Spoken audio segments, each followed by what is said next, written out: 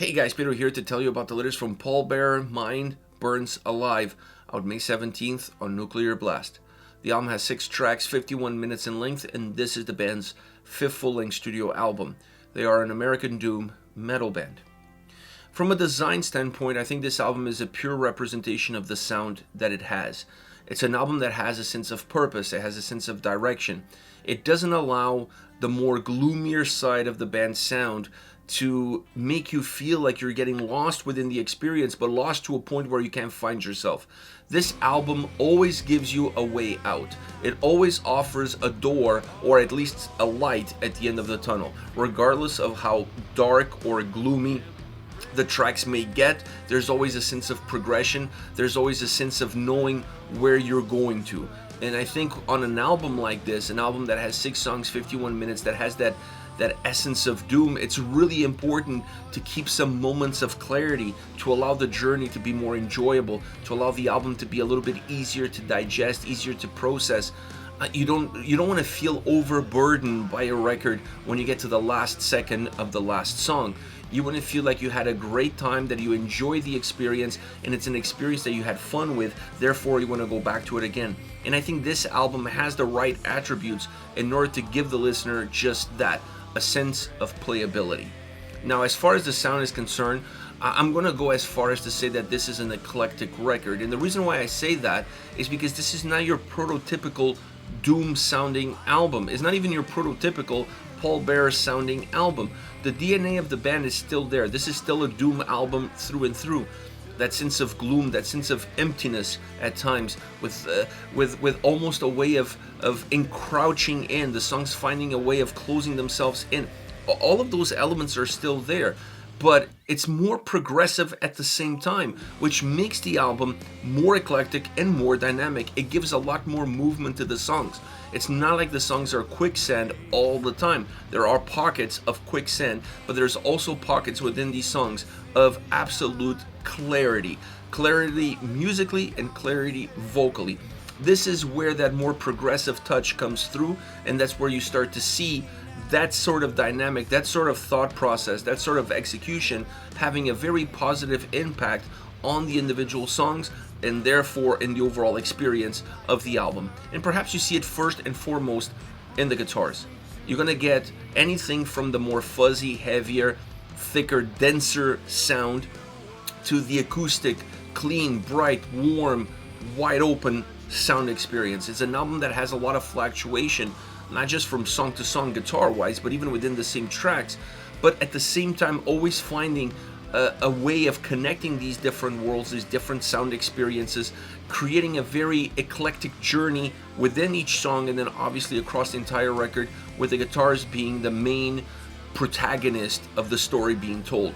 It's always been the case with this band. The guitars have always played a very important and decisive role in the band's sound, in the essence of their sound, in the atmosphere of their sound.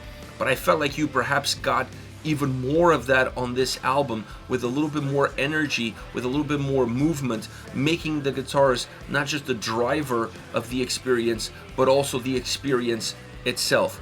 Obviously with other elements around it, elements like electronic elements that add this incredible atmosphere and character as well. They have this ability to almost dissipate and fill in all the blanks and create a nice overall mist that encapsulates certain tracks and gives them a very specific DNA, a very specific fingerprint.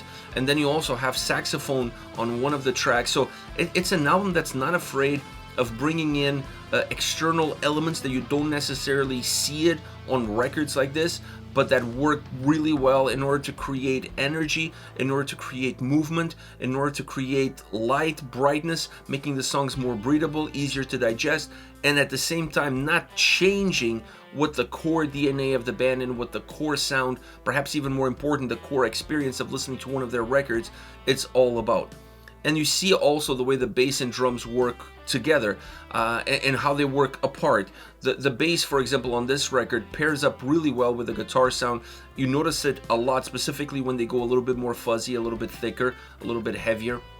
And the drums fill in the back end extremely well, creating a solid bass line, a solid foundation for the guitars to have a little bit more movement, to be a little bit more almost experimental to a certain degree, while the vocals stay very warm, very collected, very compact, but great delivery. The vocals on this track at times can be haunting, at times can give you goosebumps, because they change sometimes the space in terms of where they are within the song, where they are within the mix, and that is enough to create also movement from that standpoint, but also connect much better with the lyrical content and with the overall imagery that comes from listening to individual songs on this record. It's really easy to connect with the songs when the lyrics are putting an image to what you're listening to. And I felt like throughout this entire album, the vocals felt almost like at times they almost put you like to sleep in terms of a lullaby. They're very caressing in how comforting they are. Maybe that's a better way of explaining it. Comforting. They feel very comforting, but they also feel intense. They also feel extroverted. So the dynamics that we see in the sound throughout this record, we see the similar dynamics happening vocally without changing too much. Once again, we see those changes musically without completely changing the DNA of the band and the experience that the band creates. And then we see those same changes happening vocally without changing the DNA of the band and the experience that the band provides. So really interesting dynamic and really interesting duality across these two elements of the album, making this by far my favorite record from the band. I really enjoy the more progressive side that they put together on this record. I really appreciated the songs a lot more, not just because of it, but the way they are constructed, the way they are offered. It allowed me to find my way not only into the song but out of the song a lot easier. And I felt like in previous records I've always had a hard time finding my way out. It was never been a problem finding my way in, but it's always a problem to find my way out. And I felt like some of the songs became too much of a quicksand, became too much of a bunker, and once they had me in, they never really let me out. And that overburdens the listener. That feels a little bit too much weight for the listener to carry across a record of this kind of length. This album has better mechanisms, better sound, in order to still give you a little bit of the feel of the past, but more so looking towards the future and where they can take us with this more progressive sound behind it. As far as favorite songs are concerned, I'm going to start off with Signals. Warm sound, warm vocal delivery, calming, relaxing, like I said earlier, not putting you to sleep, but having that sense of ease, like you can close your eyes and just really take it all in and absorb what this track is offering you. It allows because of that start, it allows the vocals to become the main focus, and also allows you to see the warmth in that vocal delivery, offering great character to the overall song. Then the track gains volume, and it gains volume and it gains heaviness, it gains thickness, it becomes more dense. That fuzziness comes through. So when you see the song gaining momentum, you're also going to see the vocals changing and becoming a little bit more intense, if you will, changing the tonality, the delivery, growing with the track. The music is growing, the vocals are growing. It allows the song to become bigger, but it never really disconnects from that opening. It never really disconnects from their stripping down opening. So the essence that was laid to ground in that beginning, it kind of became the underlining mood that the rest of the track carries you through. It just carries you at a different level. Next we have Endless Place. One of my favorite songs by far, if not the favorite song on this record. I love the fuzzy sound coming out of the guitars and bass that obviously gives that sense of heaviness. It gives that sense of strength, defining the heavier portions of the song with it, and then infusing some clarity within pockets within the track that not only bring in melody, but they also bring in melancholy attached to that same melody.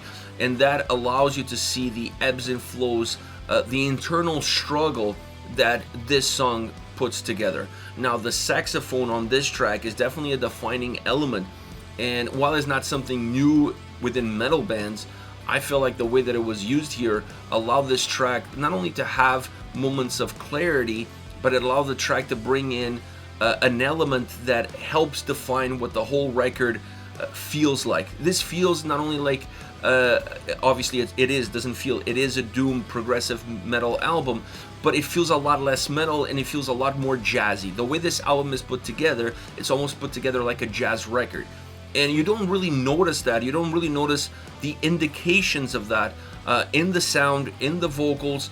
Nothing really becomes clear to you until you listen to this song. And when the saxophone comes through, that's when the light bulb goes off in your mind and you're like, wow, this works perfectly, not only in this track, but it allowed me to see that a lot of the songs on this album leading up to this point and even beyond it had a little bit of a jazz roots. The way they're, like I said, the way they're put together, the way they're constructed, in some cases the essence that they offer, the aroma that comes out of them really has this jazz influence. And this track to me was really important because it was the one that removed the veil, and I was able to see it a lot better because of the way that saxophone sound impacts the song tremendously, and the way it allows you to see much better what was already there before. Last but definitely not least, Daybreak. Slow build up. This is a track that's made up of 3 parts. It has a really slow opening, really stripped down, and then the vocals feel even that they are at distant. The way they come across in the mix, they don't feel close to the sound at all. They feel like they're really far away, but the sound, because it's really stripped down, also feels like it's really far away. Then it comes a little bit closer. That's the second point of the track. Brings everything a little bit closer to you, and you start to feel a little bit more warmth, not intensity, but a little bit more warmth from the vocals, more so from the vocals. The sound remains stripped down, but with a little bit more oomph into it, and then it moves into a much heavier, fuzzier sound all around. The vocals gain strength, and that's how the song then goes all the way to its finish line. So it's a track that has three portions of the song, but 3 portions that are all key elements of the evolution of the overall track. So, and you almost don't notice them because they come in very smooth. One transitions to the next, and that one transitions to the other. So I really like the overall flow, the way it's built, because it makes an experience of 3 different parts feel very cohesive all around. This is it, Pallbearer with Mine Burns Alive, out May 17th on Nuclear Blast. Let me know your thoughts on the band, on the singles. Hit me up in the comment section. See you all at the next video. Take care, guys.